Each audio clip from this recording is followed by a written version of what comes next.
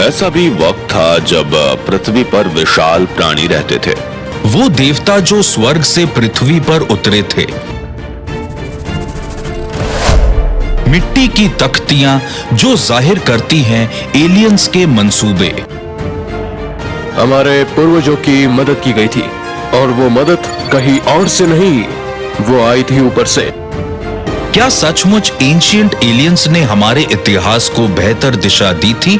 उनको जीवन के ज्ञान की जानकारी थी, उन्हें हर तरह के विज्ञान और कला की जानकारी थी, वो सब कुछ जानते थे।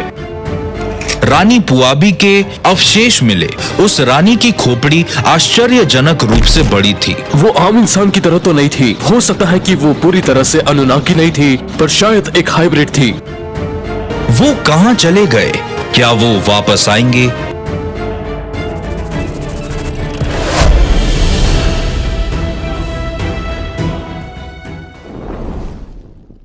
ये साल 1849 की बात है, जब इराक और ईरान के सरहद पर अलग अलग इलाकों में कदीम मेसोपोटामिया के सबूतों को तलाश करने के लिए खुदाई की जा रही थी। कड़ी मेहनत और मुशक्कत के बाद अपनी टीम के साथ हेनरी लियार्ड ने एक कदीम महल दरियाफ्त किया, जिसके अंदर से बहुत सारी कदीम मूर्तियां, दस्तावेज और पत्थर और मिट्टी की तख्तियां मिली, जिसमें कदीम सुमेरी अकीदे और लोक दास्तानें लिखी थी। ईरान में खोजे गए 20 से 30 हजार टैबलेट्स में 7 तख्तियों पर कायनात की इब्तदा और इंसान की तारीख और दास्तान लिखी हुई थी। ऐसा मालूम हो रहा था जैसे इन टैबलेट्स में सारी चीजें महज किस्से और अफसाना नहीं, बल्कि उन्हें लॉजिकल फैक्ट के साथ लिखा गया है। जब उन तख्तियों को आर्कियोलॉजिस्ट की टीम ने डीकोड किया और उसे पढ़ा तो उनके पैरों तले जमीन खिसक गई। उन टैबलेट्स में अनुनाकी नामी एक मखलूक की वो तारीख लिखी थी जिसमें देवता, ताकत, तिलिस्म, जंग और टेक्नोलॉजी सब कुछ शामिल है, और जिसकी आवाज आज तारीख में गूंज रही है। उन तख्तियों में लिखा था कि लाखों साल कबल इस कायनात में नीब्रू नामी एक सैयारा मौजूद था, जिसमें अनुनाकी नामी मखलूक रहा करते थे। अनुनाकीज परों वाली मखलूक थी, जिनके कद 16 से 20 फीट तक लंबे थे। उनके कंधे चौड़े हुआ करते थे और ये 1000 साल तक जिंदा रहते थे।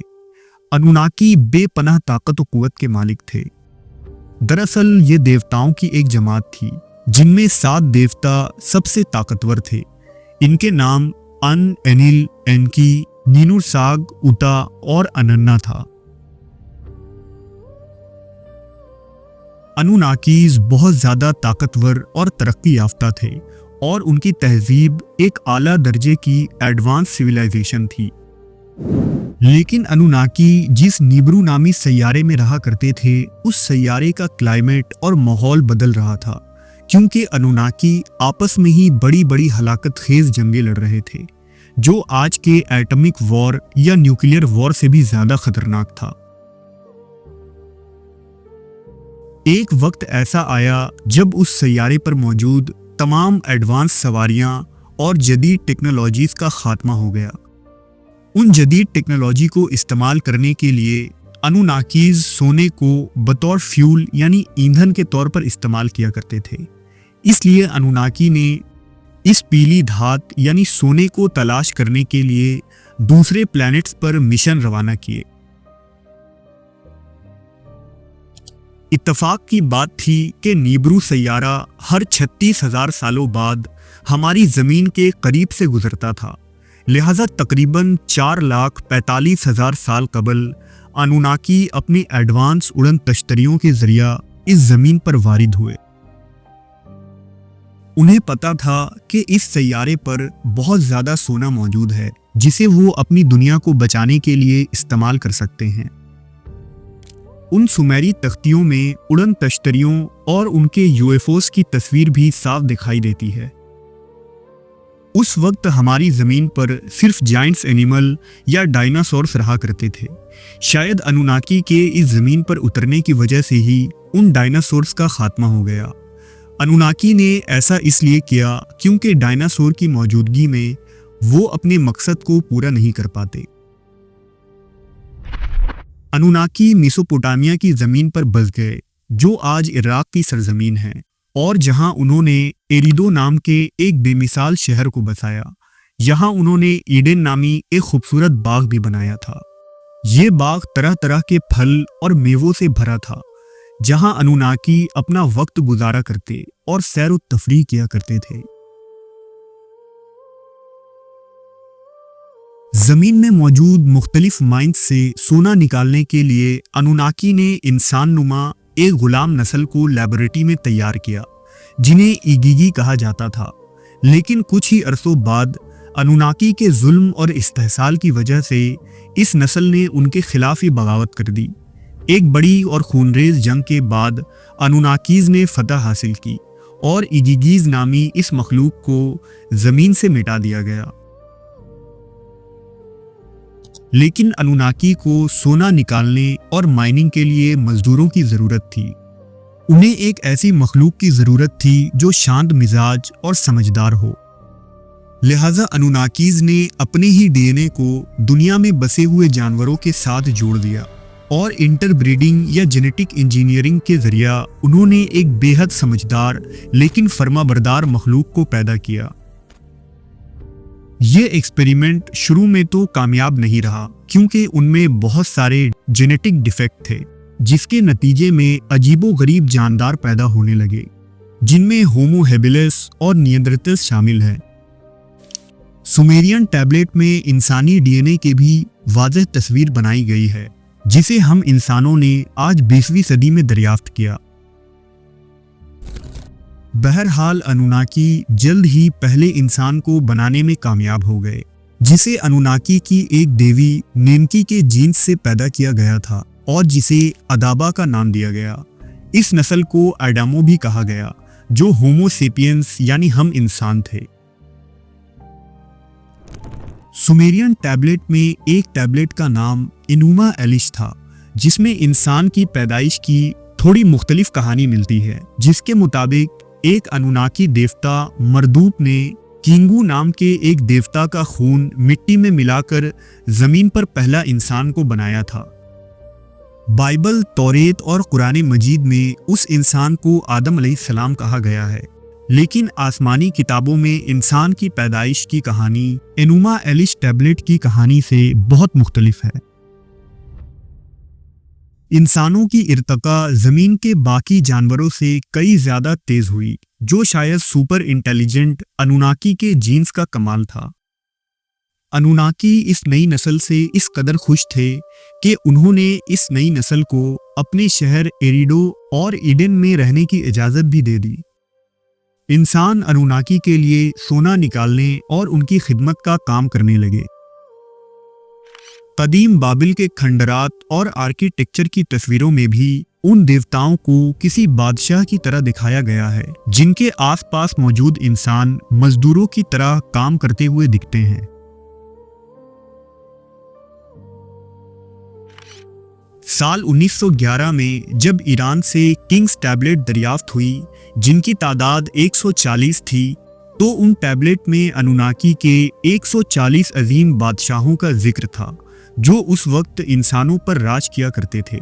लेकिन हैरान कर देने वाली बात यह थी, उनमें अलीगर नामी अनुनाकी बादशाह की उम्र 36,000 साल लिखी गई है। आखिर ये कैसे मुमकिन है कि कोई इंसान इतनी लंबी उम्र गुजारे? लेकिन बाइबल और दूसरे आसमानी किताबों में भी ऐसे लोगों का तज़किरा हुआ है जिन्होंने लंबी उम्र पाई थी। बाइबल में मतूशलह की उम्र 800 साल, नूह अलैहिस्सलाम की उम्र 1000 साल, वहीं इस्लामी रिवायतों में औज बिन अनक और जब्बारीन की उम्र और कद दोनों ही लंबी लिखी गई है। बहरहाल अनुनाकीज ने इंसानों को साइंस, टेक्नोलॉजी, इल्मुल हिसाब, एग्रीकल्चर और मुख्तलिफ स्किल्स सिखाए, जबकि अनुनाकी ने इंसानों को अपनी नस्ल को बहुत ज़्यादा बढ़ाने से मना किया था। लेकिन इंसानों ने इसे नज़रअंदाज किया और इंसानों की आबादी इतनी तेज़ी से बढ़ने लगी कि अनुनाकी फिक्रमंद हो गए उन्होंने महसूस किया कि अब वो इंसानों पर कंट्रोल नहीं रख सकते जिसे उन्होंने खुद बनाया था। लिहाजा अनुनाकी देवता इनकी ने बतौर सजा जमीन पर एक अजीम सैलाब लाने का फैसला किया। लेकिन अनुनाकियों के ही एक देवता एनिल नहीं चाहता था कि इंसानी नस्ल का खात्मा हो।